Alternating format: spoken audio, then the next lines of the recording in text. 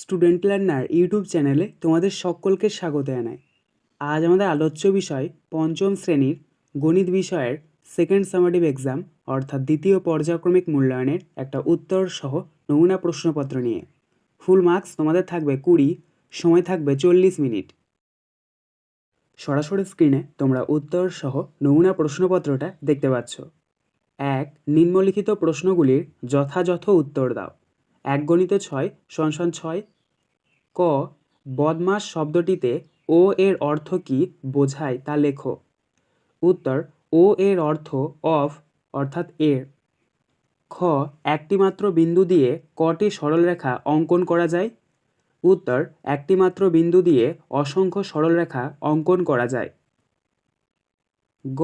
সরলরেখা ও রশ্মির মধ্যে একটি পার্থক্য লেখো। উত্তর: সরলরেখা উভয় দিকে অসীম পর্যন্ত বিস্তৃত হয়, কিন্তু রশ্মি একদিকে অসীম পর্যন্ত বিস্তৃত হয়। ঘ. শূন্যস্থান পূরণ করো। একটি আয়তক্ষেত্রের অর্ধপরিসীমা সমান ড্যাশ। এখানে শূন্যস্থানে বসবে দৈর্ঘ্য যোগ প্রস্থ। ইঙ. লঘিষ্ঠ আকারে প্রকাশ করো। 84/102। লঘিষ্ঠ আকারে প্রকাশ করা মানে হচ্ছে যে সমস্ত তোমাদের ভগ্নাংশ সংখ্যাগুলো দেওয়া থাকবে সেগুলোকে তোমাদেরকে কী করতে হবে, সর্বনিম্ন ভগ্নাংশে পরিণত করতে হবে। তো এটা রয়েছে 84/102। তো এটাকে প্রথমে 2 দিয়ে কাটো। 84কেও 2 দিয়ে কাটতে হবে, 102কেও 2 দিয়ে কাটতে হবে। 84কে যদি আমরা 2 দিয়ে কাটি তাহলে পাবো 42। তাহলে 84 টাকা কেটে 42 লেখো। 102কে যদি আমরা 2 দিয়ে কাটি তাহলে পাবো 5 × 10 = 51। তাহলে 102 টাকা কেটে 5 × 10 = 51 লেখো। আবার 42টাকে যদি আমরা 3 দিয়ে কাটি তাহলে পাবো 14। তাহলে 42টাকে কেটে আমরা 14 লিখবো। আবার 51টাকে যদি আমরা 3 দিয়ে কাটি তাহলে 51টাকে কেটে আমরা পাবো 17। তাহলে এখানে আমাদের উত্তরটা বেরোলো ওপরে 14, নিচে 17, অতএব 14/17। চ. 3-এর 7 ও 5-এর 11 এর মধ্যে কোনটি ছোট ও কোনটি বড় লেখো। উত্তর: দেখো এখানে তোমাদেরকে দুটি ভগ্নাংশ দিয়ে দেওয়া হয়েছে, এগুলির মধ্যে কোনটি ছোট আর কোনটি বড় লিখতে হবে। যদি আমাদের নিচের হরগুলো একই থাকতো তাহলে কিন্তু আমরা ওপরের সংখ্যাগুলো দেখেই বলে দিতে পারতাম যে কোনটা ছোট কোনটা বড়। এখানে কিন্তু হরগুলো একই নেই। তাহলে আমাদেরকে কী করতে হবে, প্রথমে লিখতে হবে প্রথম ভগ্নাংশটা 3-এর 7, তার নিচে লিখব দ্বিতীয় ভগ্নাংশটা 5-এর 11, সমান চিহ্ন দেবো, একটা দাগ দেবো, আবার সমান চিহ্ন, আবার একটা দাগ। নিচেও তাই, সমান চিহ্ন দেবো, একটা দাগ দেবো, আবার সমান চিহ্ন দেবো, আবার একটা দাগ। এবার দুটি ভগ্নাংশের নিচের হরগুলো যেগুলো আছে তোমাদেরকে সেগুলোকে লসাগু করতে হবে। দেখো এখানে রয়েছে 7 আর 11। 7 আর 11 যদি আমরা লসাগু করি তাহলে পাবো 7 × 7 = 77। তাহলে এই 7 × 7 = 77টা আমরা একদম সব শেষের নিচে লিখব। প্রথমটাতেও 77 লিখব, তার নিচেরটাতেও 77 লিখব।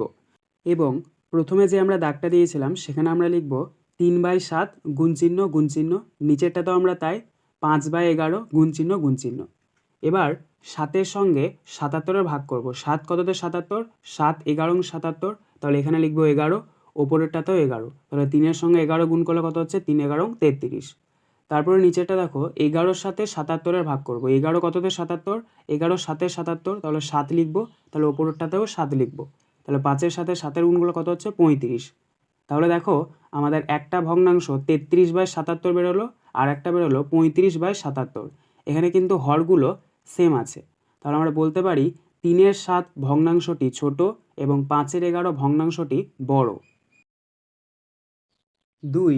যে কোনো 4টি প্রশ্নের উত্তর দাও। 2 × 4 = 8। ক.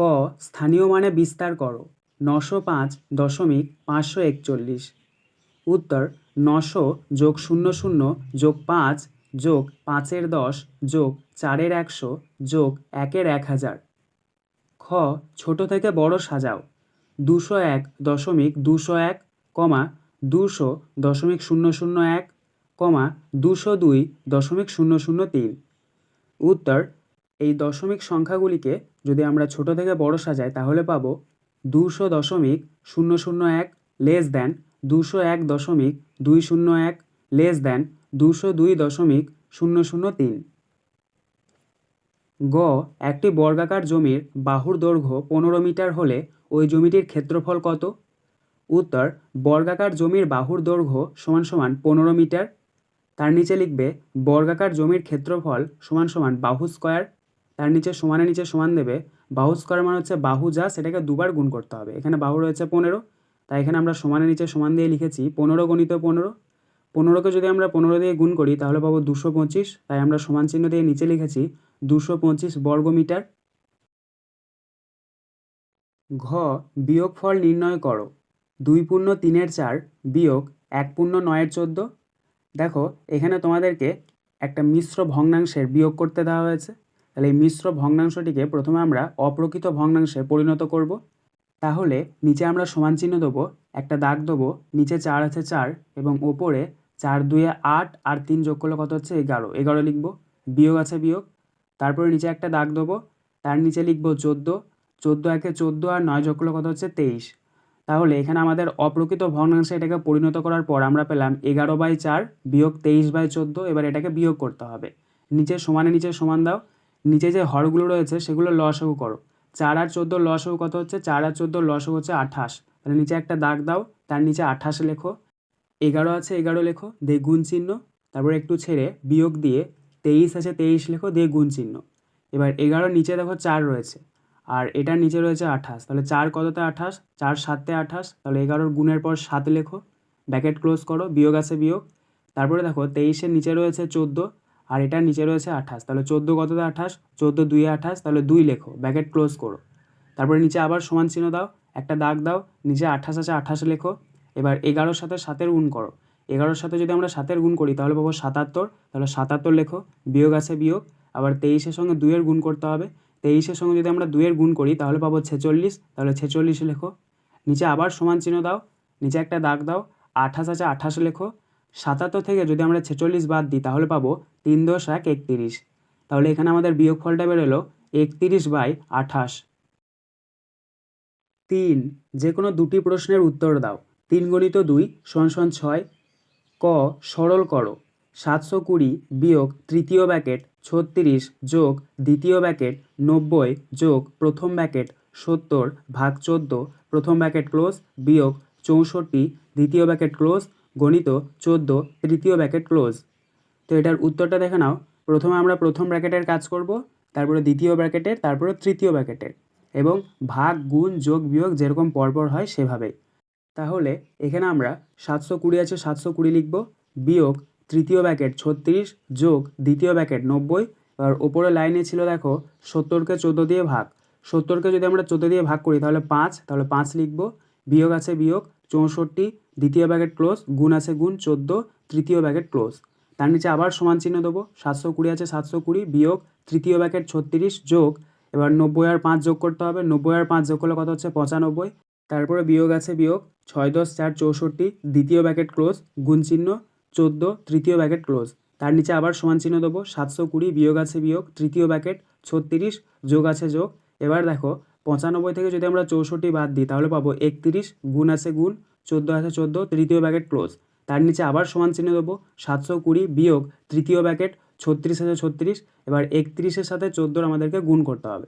31-এর সাথে যদি আমরা 14 গুণ করি তাহলে পাবো 434 তৃতীয় ব্র্যাকেট ক্লোজ। তার নিচে আবার সমান চিহ্ন, 720 আছে 720 বিয়োগ 36 আর 434 যোগ করলে হয় 470।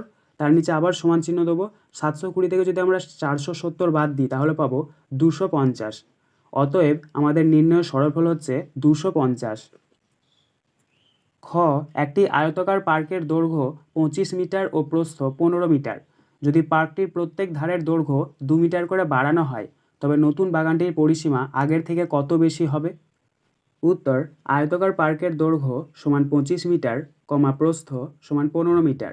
তার নিচে লিখবে আয়তাকার পার্কের পরিসীমা সমান 2 গণিত দৈর্ঘ্য যোগ প্রস্থ, তার নিচে সমান 2 আছে 2, দৈর্ঘ্য এখানে 25 তাহলে 25, যোগ আছে যোগ, প্রস্থ এখানে 15 তাই 15।